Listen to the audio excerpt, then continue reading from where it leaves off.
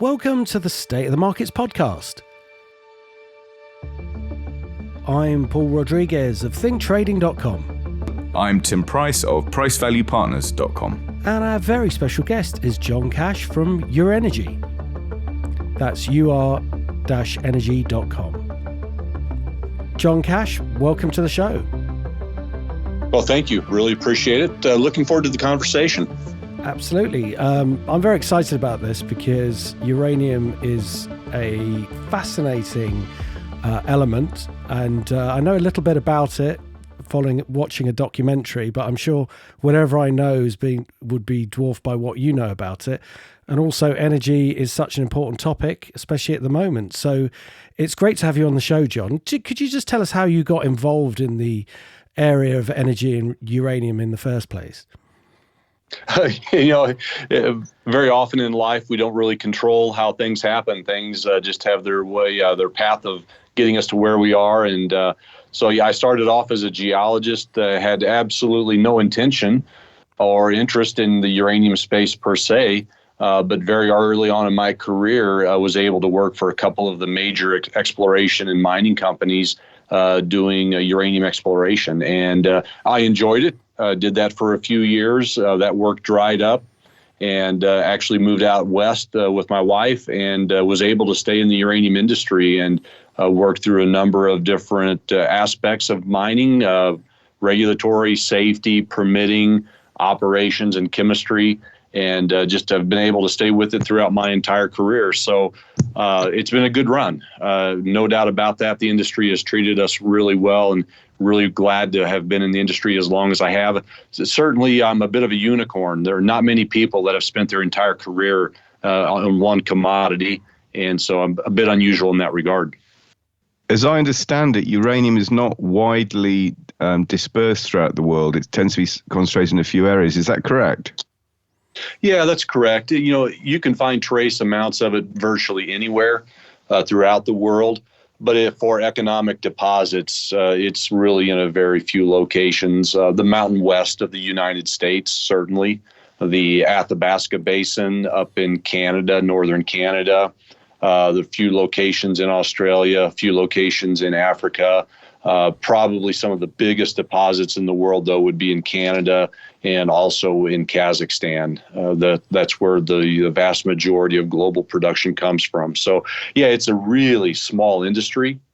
And it can be a really small industry because there's so much power density in uranium, you don't need a big quantity of it. And so because of that, there are just a few mining companies globally. We all know each other. And we have conferences a few times a year, and it's a bit like a family reunion because there's such a small handful of us. Because of the radioactive nature of the substance, do you need to take special precautions when you're extracting it? Yeah, we do. Here in the United States, we are regulated by the Nuclear Regulatory Commission and also the state of Wyoming. Some of the states have taken over that authority from the NRC. But a lot of people don't realize that uranium itself is barely radioactive.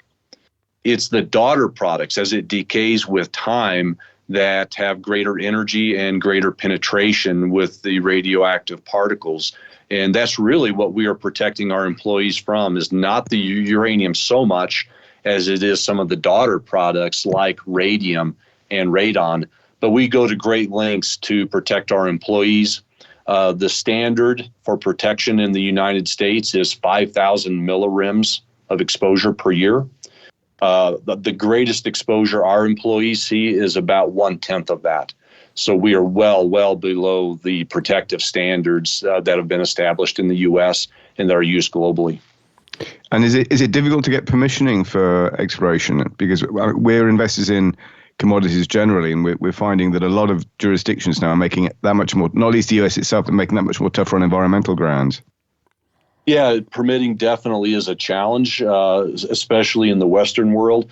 I think more in the Eastern world, it's not so much of a challenge. Slightly more laissez-faire. Yeah, more laissez-faire.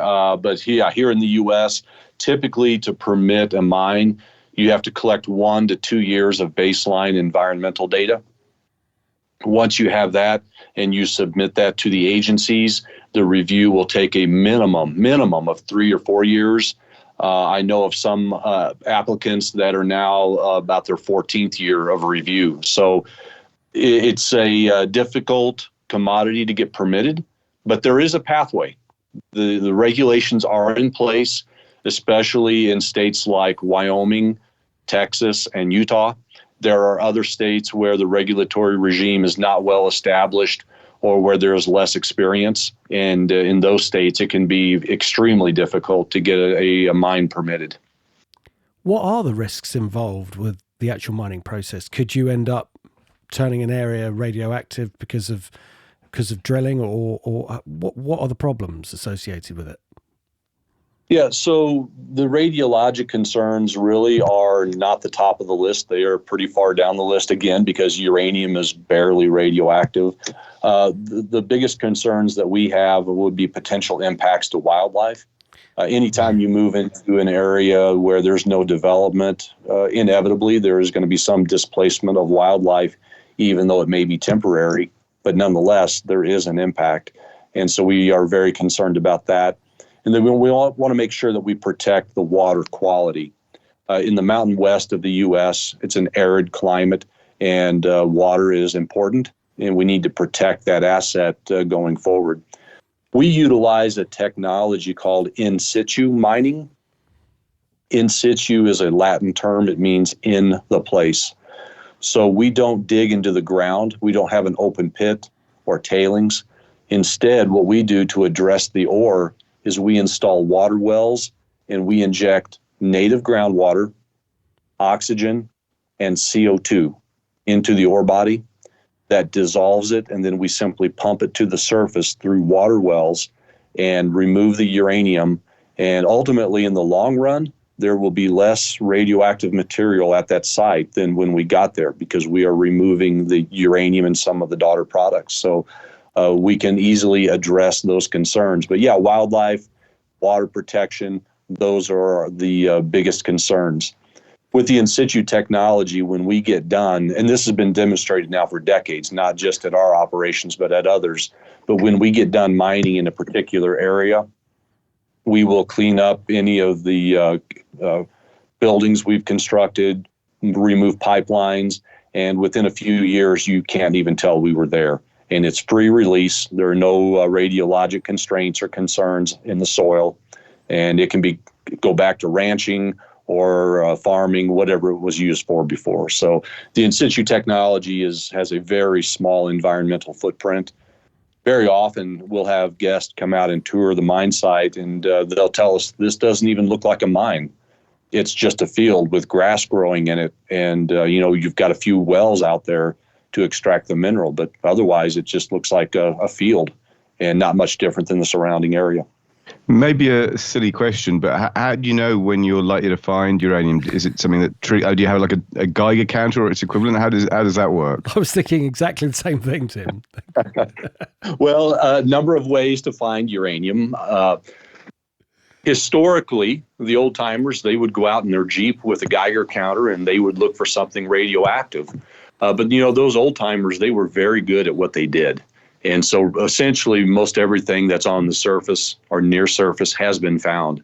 So we're looking deeper now in modern times. That's not true just for uranium. That's true for copper, gold, silver, lead, zinc. You name the commodity, we're looking deeper. We have to. And so the way we look deep is we will find the oil and gas drill logs, and we'll see if they have any signals of radiation at depth. And if they do, that's of interest to us. And then we can go out and we drill holes. Typically in our industry, we don't go more than 1,000 or 1,200 feet in depth. That's kind of the technology limit or economic limit for in situ mining in the United States. And when we drill that hole, we will follow up by running several gamma tools or geophysical tools downhole, and that will give us the signature and tell us if there's mineralization in the rock. And the neat thing about uranium is we are looking at, and to not get too technical here, but we are looking for redox, reduction, oxidation, chemical fronts. And so by looking at the color of the sandstone and the nature of the gamma kick, we actually can use that as a vector to tell us which direction to go to hit the mineralized body. So it becomes a game of battleship. We drill a hole, we know we're on one side, so we go to the other side, and we keep splitting the difference until we hit the mineralized zone. So, but really, the simple answer to your question is we explore by drilling. And it sounds from what you said like you can often piggyback off the work of others that aren't searching for uranium, they're searching for other minerals. Right. That's exactly right. And we do that as much as we can to try to zero in on the areas of interest. So from what you pull out of the ground, for people who haven't heard of Yellowcake, what do you actually take out of the ground? What is Yellowcake, and how, if it isn't that itself, how does it become that? Yeah. So when we mine, we dissolve the uranium in water. And it's actually in a complex called uranyl carbonate. So I mentioned earlier that we inject CO2 that joins up with the uranium isotopes to make uranyl carbonate. It's in solution. When we pump it out, if you looked at the water, it's clear water. There's no color to it. It looks like tap water. So we'll pump that water to a processing plant, and we'll run it over an ion exchange resin, much like you would use in your home for hard water. To take calcium or manganese out of your drinking water, very similar technology to that.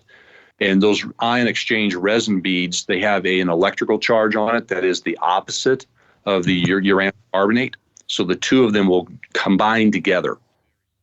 Eventually, the resin, the ion exchange resin, is loaded and it can't hold anymore. And when that happens, we will take that container offline and we'll hit it with salt water. Again, much like you do with a water softener unit at your house. And we hit it with salt water that kicks off the uranyl carbonate. And we run then through a precipitation process, because remember, this is all dissolved and we don't want it dissolved. We want it as a solid yellowcake.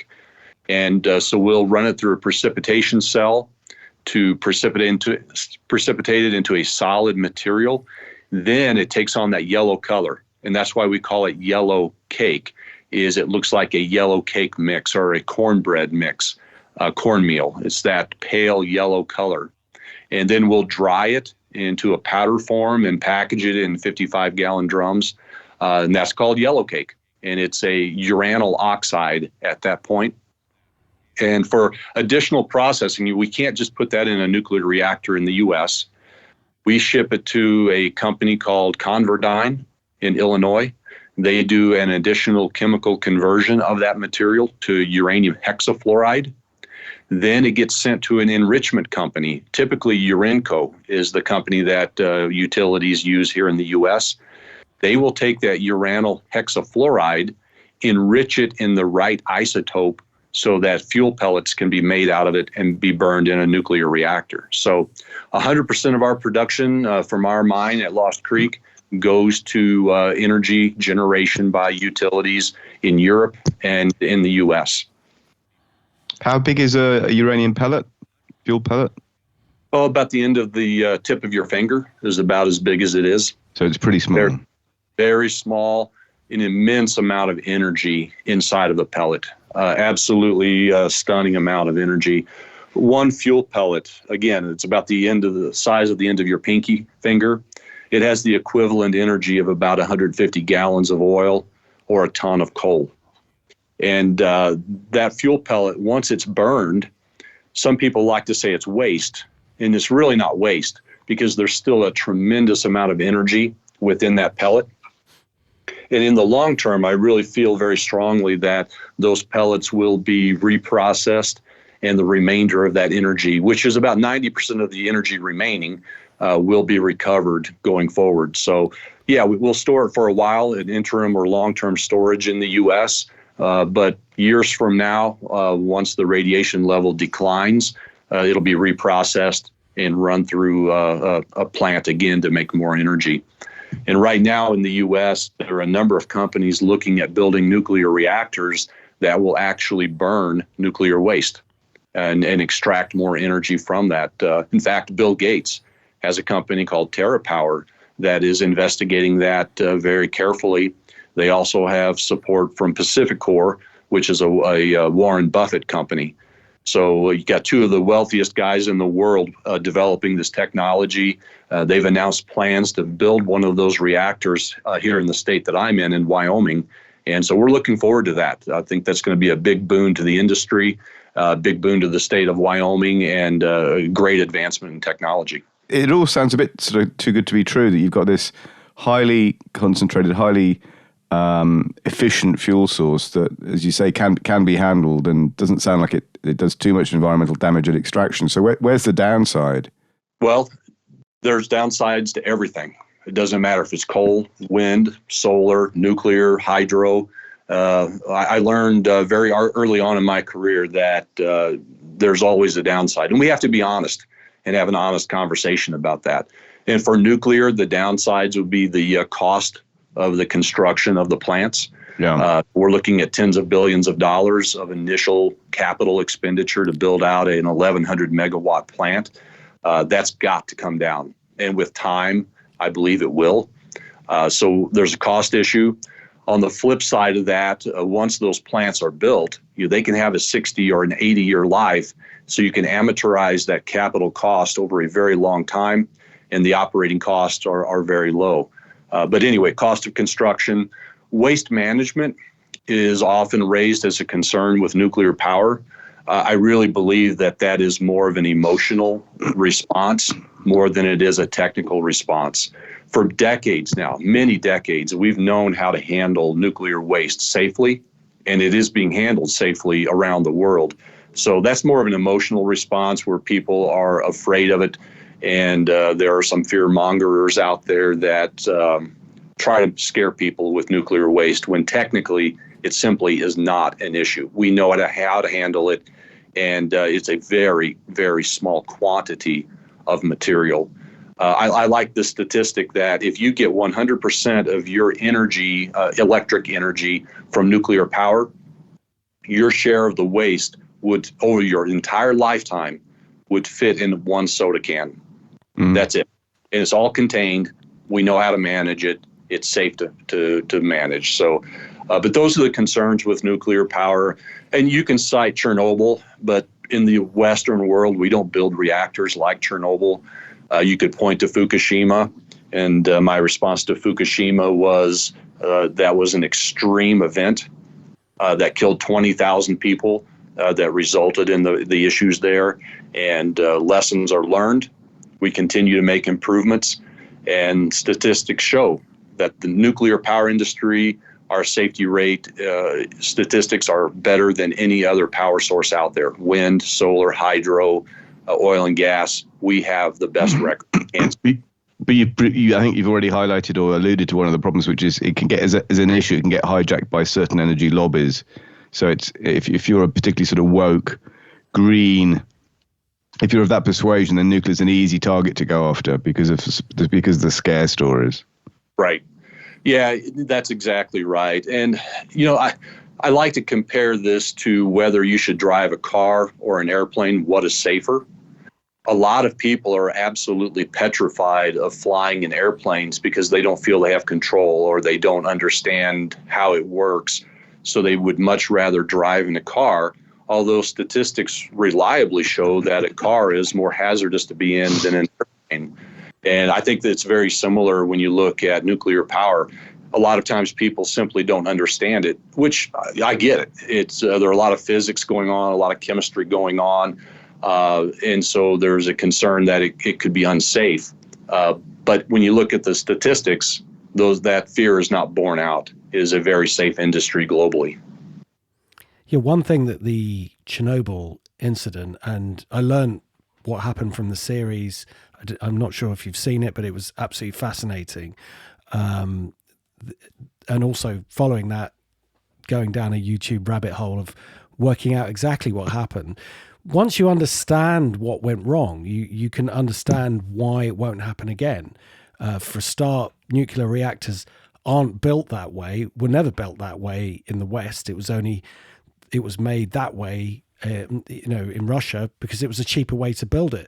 There was a flaw in the system that they covered up. And for that reason, that flaw remained in the system until somebody did something extremely stupid, which you wouldn't normally do, in order to try and test it, and pushed it to its limit, which it shouldn't have been done anyway. And so all those things explain why that went wrong. The technology since then, in just about everything and every element in the world, has improved. So why not in nuclear? And when people realize how much power that you can generate from such a small amount of product, it makes so much sense that we turn to nuclear. And the only thing that upsets me slightly is that, obviously there's an issue around Bill Gates himself, but I don't understand why governments aren't getting involved in this, and they're not taking the lead. Why it would just take a billionaire to decide that he wants to do it.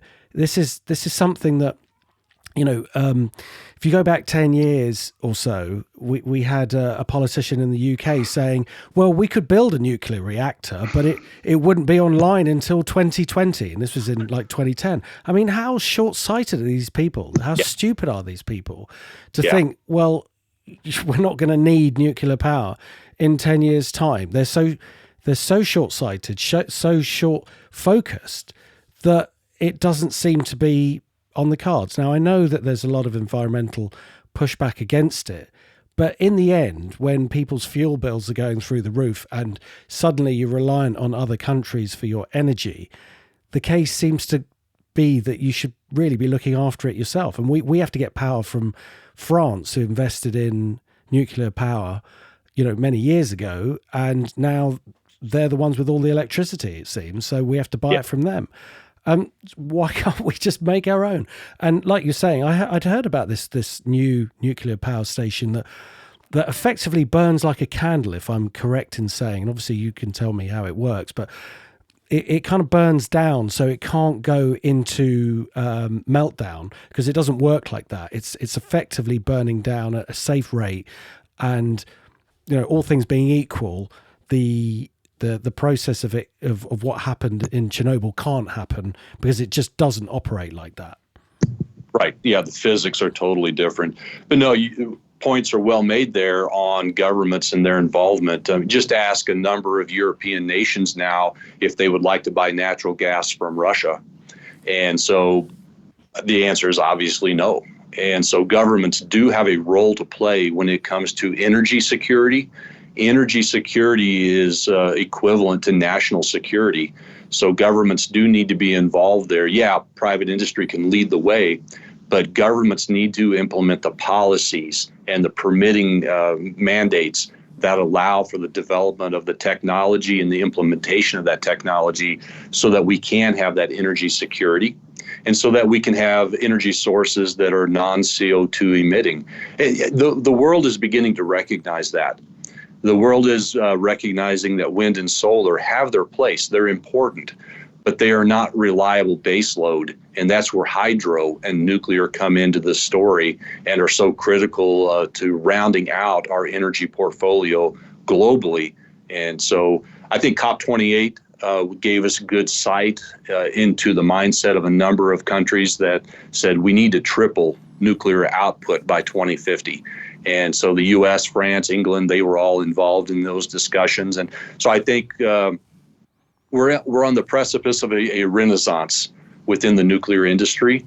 And it's incumbent upon us within the industry to do things right, so that we don't have, replicate what we did in the 1970s with 3 Mile Island or Chernobyl or Fukushima, things that scare people away from our industry. So we have to do it right.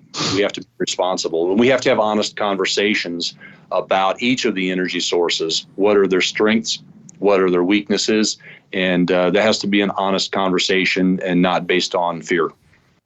Paul's already highlighted some of the political and governmental issues over energy supply. Can you understand, believe, or justify what on earth the Germans have done with in relation to their own energy policy, which seems to be run by madmen?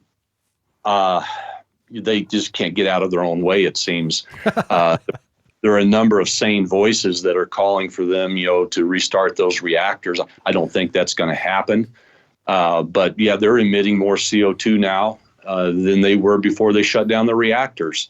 And they were hoping to ramp up renewables. And what they're finding is the cost on renewables is dramatically higher. And again, I'm not against renewables. It's simply a technology. And we just have to be honest in the conversation about what the strengths and the weaknesses are with renewables. But we have to admit the wind doesn't always blow and the sun doesn't always shine.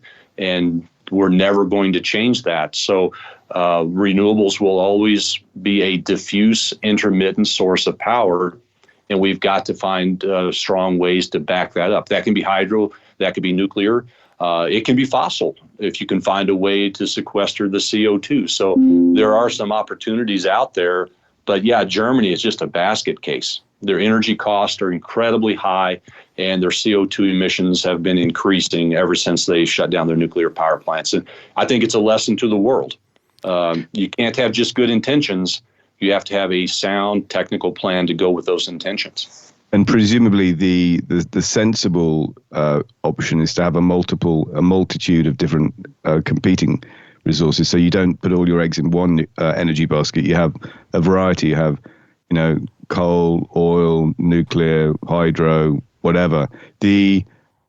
What do you say to what do you think to the suggestion that the very term fossil fuels is a bit of a misnomer, that fossil fuels are actually not derived from fossils, that you can get so-called fossil fuels from far lower in the geological table than oil miners typically drill, and the whole fossil fuel thing is basically a bit of a scam to try and convey a sense of scarcity to something that's actually far more abundant in the Earth's crust than we've been led to believe.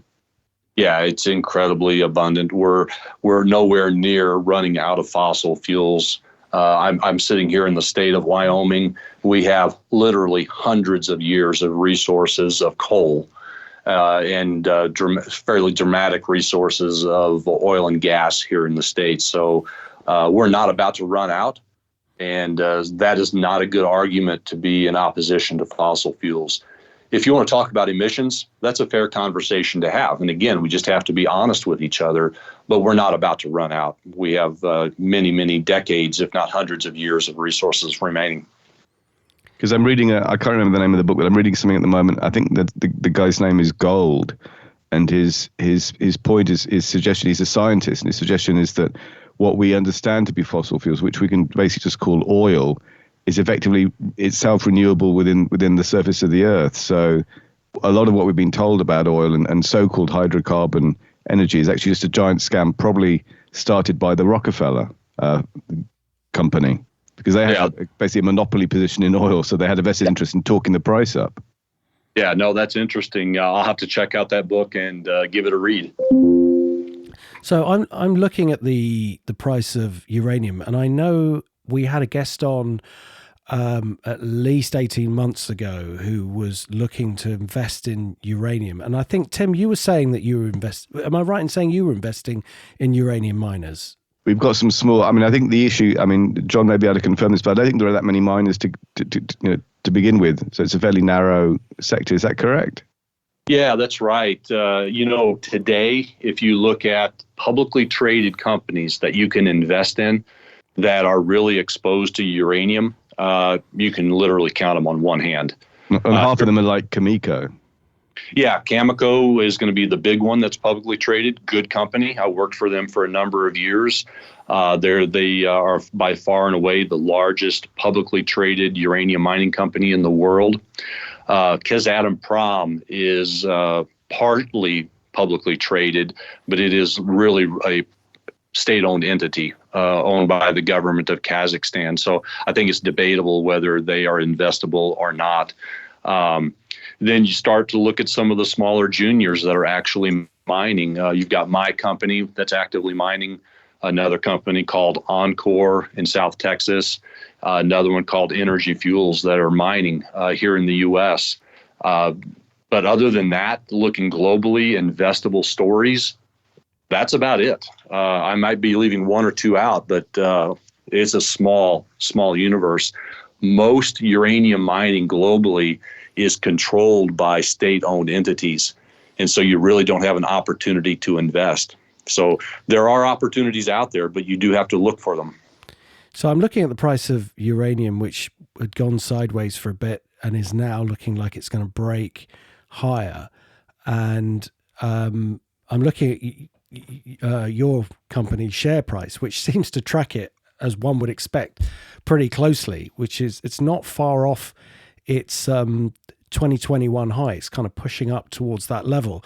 Seems like what you were saying about the market waking up for the demand for nuclear and uranium is happening right now. There must be this realization that we can't meet our energy needs and ongoing energy needs from renewables and other sources if you're going to shut down fossil fuels.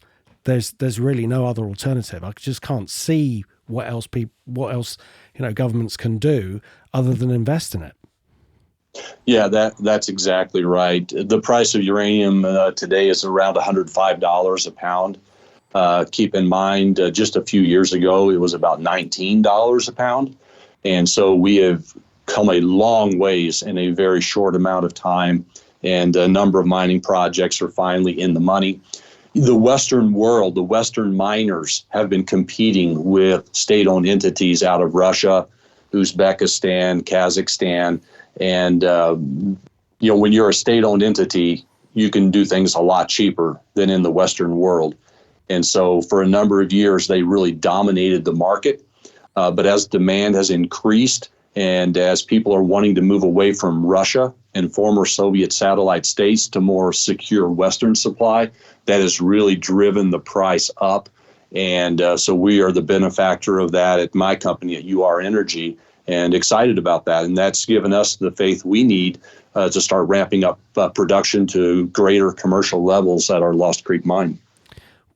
I would have expected, and possibly this is a naive thing to say, but I would have expected the government to be supporting you in what you're doing because it's so important. It's not like, you're manufacturing toys. You're doing something that is extremely important for the safety, security of the country. It's also a product that needs to be handled very carefully. Do you get that support from the government?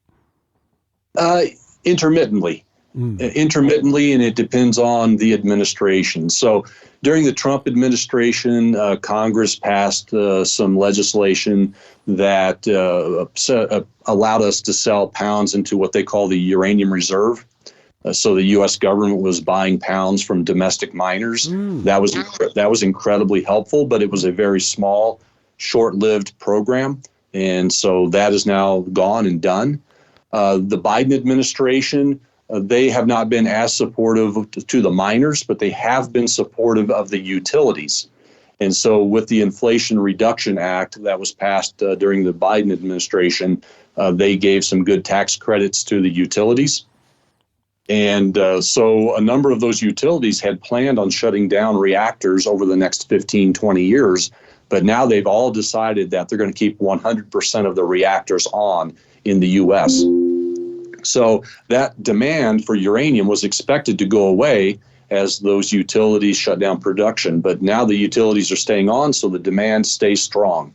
And so that's helping to drive prices as well. So while it wasn't a direct benefit to the miners, it was an indirect benefit that has been very good for us. So can any of what you create, or sort of not create, but anything from what you mine, can it be used in nuclear weapons? I know there's a non-proliferation process going on at the moment, but presumably that's a possible direction that it could go in. Yeah, it is. It's the same material. By and large, it is the same process. The uranium that's used for nuclear power for electric generation, the enrichment on that is less than 5% enrichment of the isotope uranium-235. But for nuclear weapons and for nuclear propulsion for the Navy, you're looking at 90% plus, in fact, probably 95% plus enrichment of those isotopes. And so right now, the U.S. government in particular, they have a fairly large stockpile of highly enriched uranium that's used for weapons and for nuclear propulsion. And so they're not in the market buying for the weapons program or defense needs. They are buying for a stockpile to support utilities in the long run. So, but you're absolutely right. It's the same material.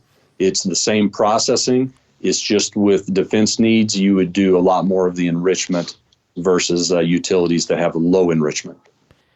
So, unless I'm mistaken, uranium was named after the planet Uranus because it was discovered around about the same time and they thought it was a good name for it. Yeah, yep, that is absolutely correct. And from what I also understand, it actually changes into many different states. And I can't remember what it starts out at, but it goes through about 15 different states. And the final state is lead, which I found absolutely fascinating. Yeah, no, that's exactly right. It starts off as uranium. That is a primordial isotope that was here when the Earth was formed. And then so over time, it steadily decays. In fact, the decay rate is about half of the uranium will decay every, I think it's about 4.2 billion years. I don't think I'm terribly far off on that. But that's the decay rate that it goes through. But yeah, you're right. There are about, I think, 13 different isotopes beneath it that it decays into over time. And the last one is a stable lead isotope. But yeah, radium, thorium, radon, polonium, bismuth, all have isotopes within that decay chain that are formed. Some of those half-lives for those elements are incredibly short, microseconds, before they decay to the next one. Some of them are tens of years, some are days, like radon is 3.5 days, and some are 1,000 years, like radium. So they all have different lengths of time that they're around, but they steadily decay down and move down the chain. That's fascinating. And are you looking out for other elements that potentially haven't been found, or do you just concentrate on this one technology, as it were? Yeah. So our company, we pretty much exclusively look for uranium using the in situ technology for recovery. However, having said that, we are always on the look for anything that may come along with uranium. For example, vanadium sometimes can be found with uranium because the chemistry is similar. So they will move along with each other and precipitate out in the natural environment in similar locations. Molybdenum, also silver as well, rhenium, and a few other metals they kind of behave like uranium, so they can be found in uranium deposits. So we're always on the lookout for those, but our primary interest is, of course, uranium. So what happens if you're digging and you find some gold? Does that... We won't ignore it. You won't ignore it, obviously. You'll be pocketing that, of course. Yeah, no, we are always looking. We test for everything when we're doing our drilling. And if anything shows up, yeah, we can reverse course and chase gold if that's appropriate. Has that probably need to give it a good wash first? Yeah, absolutely. Has that ever happened, that you found either gold and silver or another precious metal? In my company, no. But there are other uranium companies that have found gold, like up in the Athabasca Basin of Canada. There are places where gold has been found with uranium. There are places in Texas where rhenium, which is an exotic metal, has been found with uranium. I don't know that they ever went to economic recovery of it, but it has been found. And there is potential for rare earth elements as well to be found. So, yeah, it does happen from time to time. It's a bit unusual, but it certainly happens. And it's the responsibility of the miners to check for everything, because you never know what you might find. You were saying that what you create is the pellets, and the pellets are burnt. And just getting my head around the technology, I thought, given E = mc squared, that's what a nuclear reactor is. That's the amount of energy that you can potentially extract from a small mass. So even though it's the size of the tip of your finger, you should still be able to extract a huge amount of energy if it's broken into pure energy. But obviously it isn't. It's burnt. I was just curious about why it's burnt and why it's not converted. I suppose it's a technical difficulty, but why is it burnt as opposed to used in the traditional way of what we would describe as a nuclear reaction? Yeah, we use the term burn, and that's really not appropriate, but it is used across the industry. We're not actually burning. What we do is the pellets are put into rods in a stack, and then you introduce those pellets to each other in close proximity with enough neutron interactions with each other, and it starts a chain reaction of neutrons banging into other uranium atoms and breaking them down via fission. Right. That releases a lot of heat. So it's not a true burn like a fire.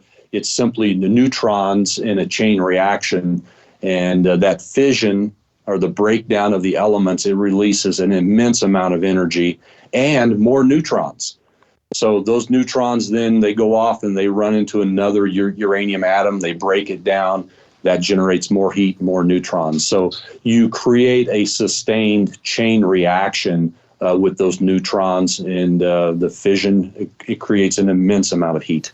So why can't you extract the other 90% from it? I'm not saying it's easy, but it's obviously you wouldn't leave it there if you could extract it. But what is the technical process as to why that can't be obtained? Yeah, one of the reasons is as you break down the uranium, you create other elements that are actually doping agents, and they inhibit the flow of those neutrons. And because of that, the process becomes inefficient, ineffective, because of those doping agents interfering with the neutrons. And so once you reach a certain ratio of those elements, it inhibits the efficiency of the reaction, and so you have to take those fuel pellets out. Now, those doping agents, they are very short-lived. They decay away relatively quickly. So if you store that fuel for a while, those isotopes will decay away, and then you can reprocess that and burn more of that 90% of the energy that's left. And I suspect that will be done over time. But yeah, there's some physics issues involved there with other elements being introduced that poison the reaction. Right. Fascinating. Have you seen the film Oppenheimer? I have, yeah. What did you make of it? Interesting. The reason I ask is we were talking about chain reactions, and I remember I studied the Manhattan Project a little when I was at school because I went out to see my sister in Japan. So I went to see Hiroshima, and the thing I was struck by, which made it into the film, was before the first test blast in New Mexico, they had the scientists betting what the outcome of the test, Trinity test, was going to be. And one of the scientists suggested it would set fire to the entire atmosphere of the Earth. And you're thinking, well, this is really cutting edge stuff, isn't it? Yeah, they didn't fully understand and appreciate what was going to happen there. I think the physicists, before they set off the first blast, said, no, the chances of that are astronomically small and not of realistic concern. But so there must have been a fairly hefty intake of breath by a lot of people for a few minutes then. Yeah, I think so. Yeah, but I'm actually at my desk here, and I'm looking at my shelf, and I've got a piece of the graphite, which is the graphite moderator from Chicago pile number 1. All right.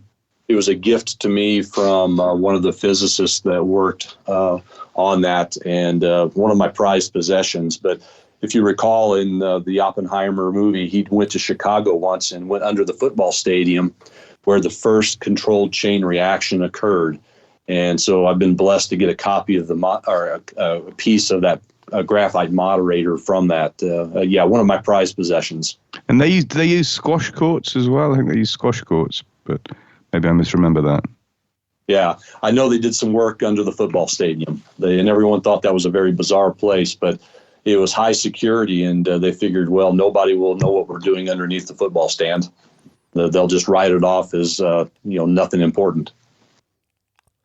So as demand goes up for uranium potentially in the future, as the realization that green energy is just not going to cut it for the amount of demand that's out there, what is the effective supply like for you? Do you have mines that you've got your eyes on in the future, and that they'll be rich with it? Because you were saying fossil fuels, you're convinced that there's more than a few hundred years worth of supply. Is it the same for uranium? Yeah, it is. My company, we've got a number of projects in the pipeline that we know have resources on them. The next one we're looking at is called Shirley Basin, and we've got a good resource in the ground there, and we're considering whether to bring it into production or not. It's fully permitted, but it does need to be built. And beyond that, we have a number of other development stage properties and exploration stage properties that we know from historic drilling have mineralization within them, but a lot of work needs to be done to bring them to bear. So we're not the only ones. There are other companies out there working globally, Africa, Canada, Kazakhstan, Uzbekistan, that have good projects that they're looking at bringing online in the future. Obviously, companies start with their most economic properties, and over time, as the price improves, you move toward the less economic. That's true regardless of the commodity. That's same in gold, copper, lithium. It doesn't matter. Everyone starts with the best. But yeah, there are tremendous resources left. In the U.S., we believe that there are at least 1 billion pounds of known resources that's known, and likely significantly more than that remains to be discovered. So lots of uranium out there that's known and to be discovered. And countries like Australia and continent of Africa, obviously you're not looking at, well, I say obviously you're not looking at those, you're US based, but would you ever be looking abroad at other potential countries that could have rich mines of uranium? Yeah, that's always a possibility. Our focus is the U.S., specifically in Wyoming, because it's a great mining jurisdiction. They understand uranium, and the geology is amenable to the in situ technology that we deploy. But would we look in Canada or Australia or other first world nations where my guys don't have to carry an AK-47 for protection? Yeah, absolutely. But I've always told my guys, if I have to hire armed bodyguards for you to go explore, that's not for us. We'll stick with first world. Yeah, that makes sense, especially when you have enough at the moment in the US to make it viable. Brilliant. Tim, was there anything else that you wanted to ask? I'm trying to think. I think we've actually covered quite an awful lot of ground in a fairly short period of time. Yeah, but it's absolutely fascinating topic. Yeah, I love working in this industry. You've got the physics, the science that is so interesting, and the chemistry. You've got incredibly unique mining processes. You've got geopolitics involved and security. It's just an absolutely fascinating industry. And I always feel like I'm steep on the learning curve, and I always like that. Brilliant. Well, was there anything that you wanted us to ask or that you wanted to mention that we haven't asked you? Boy, no, we've covered the waterfront here, guys. We've done a good job of covering the industry. So it's really good. One thing we didn't touch on much is the geopolitics. I think it's important for your listeners to know that Russia is the largest refiner of uranium in the world, the conversion and enrichment steps. So do they have the raw material, or do they process it for others? They process it for others. They have very little raw material themselves, but they are the dominant refiner of uranium globally.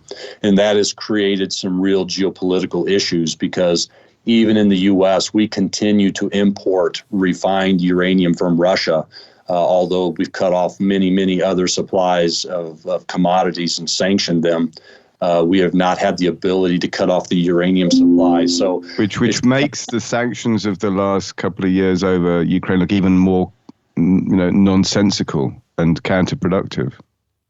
Yeah, we've got to do a better job in the Western world of not becoming so reliant on the Soviet Union, former Soviet satellite states. They've not been trustworthy in the past. They've cut off gas supplies. They've not been a reliable supplier. So we've got to build out that infrastructure in the West. And we're headed that direction. But that is an important part of the story that is very current right now with world events. Why is it that that the US hasn't got the ability to refine uranium in this way? Is it a multi-decade investment, or is it just, right? And it's just not a political thing. That's just it's financial. It's an economic decision. For decades, the Russians were dumping material into the U.S. because it's a state-owned entity in Russia that is providing that material, and the Western world could not compete because of their dumping. And there have been some restrictions put on that, but nonetheless, they've been selling into the U.S. at incredibly low prices, and the Western companies can't compete with that. So they've gone out of business or they've shut down operations, and that allows the Russians to dominate global markets, and they have. They've not missed the opportunity. Yeah, that makes perfect sense. If it's coming in at a very cheap price, there's no incentive at all to set up the infrastructure. In fact, the inverse. Right. That's exactly right. Yeah. But do you think that's going to change now, given the political situation? Yes. Yeah. It is. I mean, we're looking at multi-billion-dollar investments to continue to build out conversion and enrichment in the U.S. and in Europe. But that's going to happen. It looks like the governments in Europe and here in the U.S. are taking serious steps in that direction. It takes time, but it is happening. And so that's something to stay tuned and see how governments respond and react to this, and what support do they give. Brilliant. That's absolutely fascinating. Amazing subject. And again, we should have you back on the show at some point in the year, or definitely early in 25, to find out where the market is, because I know it's of interest to our listeners. It's definitely of interest to everybody where the price of energy goes. And many of our listeners are critical thinkers. They can see beyond the kind of hype that's come with green energy. Nobody's saying that they want to pollute the planet. Nobody's saying that's a good thing at all. And everybody's open to technology. But when the government seem to have an agenda that clearly on paper just doesn't really work, it gets a bit frustrating when you're kind of bombarded with the same message.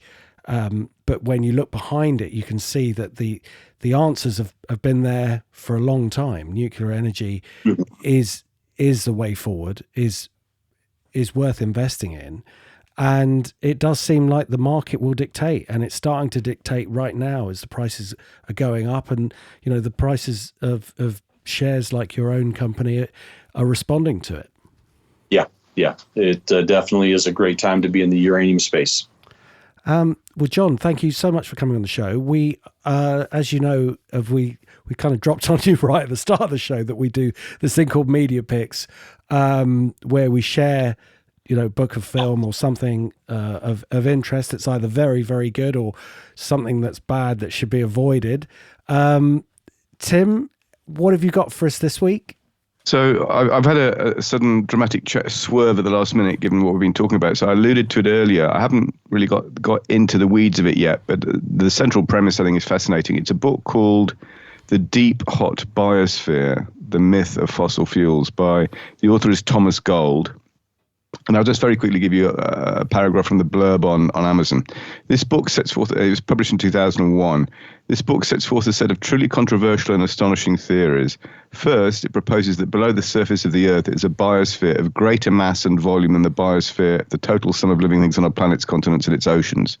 Second, it proposes that the inhabitants of this subterranean biosphere are not plants or animals as we know them, but heat-loving bacteria that survive on a diet consisting solely of hydrocarbons, that is, natural gas and petroleum.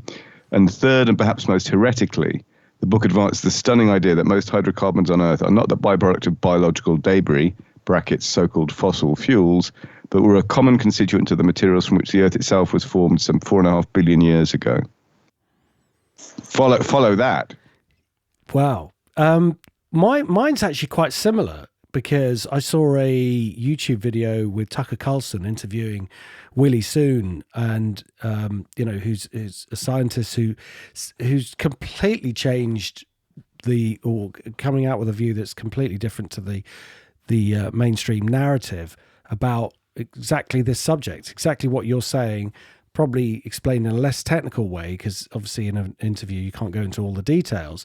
Sure. But I found it fascinating, so I'll share that. And I shared it with a few friends, and some people have said, oh, I'm not sure I trust this or whatever. And I think everyone can make their own mind up and do their own research, as it were. But I found it a really interesting discussion, and it made points that, for example, fossil fuels aren't going to run out, and they're not necessarily made in the process that we've all learned at school with squash dinosaurs, because you find them on planets that don't have any dinosaurs or haven't had living.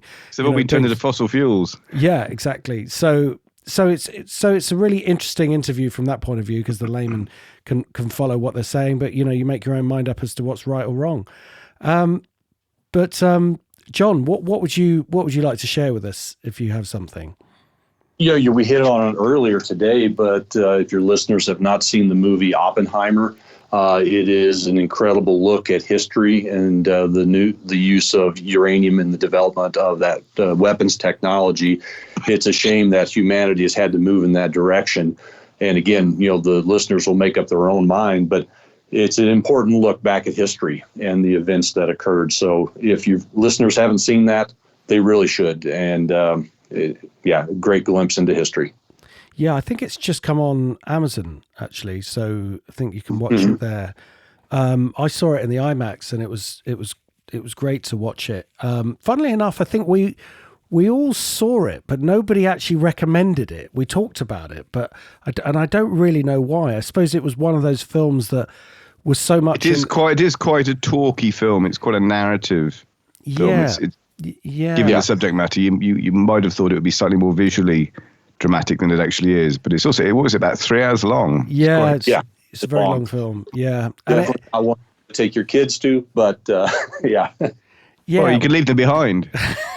Well, I saw it with my daughter, who's 16, and what did she make of it? Well, she enjoyed it. She thought it was great. I was really embarrassed about the completely unnecessary sex scene in it. But that was about it. That was just a bit of parental embarrassment at something that I thought was overtly sexual and not really needed. But in any case, yeah, it was just an amazing film, and the way the timelines were broken up by the black and white and the color, the filmmaking was of a certain style that I thought was interesting. But it's not a film that you can watch if you're sort of tired. I think you've got to be sort of quite alert and ready to watch something. If you start it at sort of 9:30, 10 o'clock at night, and you might struggle a little bit with a few bottles in. Yes, exactly. But definitely worth watching. Absolutely. Right. Yeah, it's not a film for entertainment. It's a film for provoking thought. Yes, absolutely. That's a very good way of putting it. So, John, look, I know you've got to go to another meeting. I think we've probably overrun slightly, so sorry about that. But thank you once again for coming on the show. And we really look forward to having you back. Just before you go, could you let people know where they can get more information about you and your company? Yeah, absolutely. Our website's a good place to go. It's www.ur-energy.com. Great. And are you personally on Twitter or any socials that they could contact you on? Yeah, LinkedIn. But actually, if you go to our website, it's got my email address on there. And if people have questions or want to talk about the company or the uranium space, just shoot me an email. And I'm usually very responsive. That sounds brilliant. Thank you so much indeed for that. And, all the very best with your future endeavors. Look forward to having you back. All right. Thank you. I've really enjoyed the conversation. Thanks, John. All the best. Thanks, John. Appreciate it. Bye. Bye. Bye. Thanks, everybody. This podcast is for entertainment purposes only. Please do your own research or contact a professional advisor.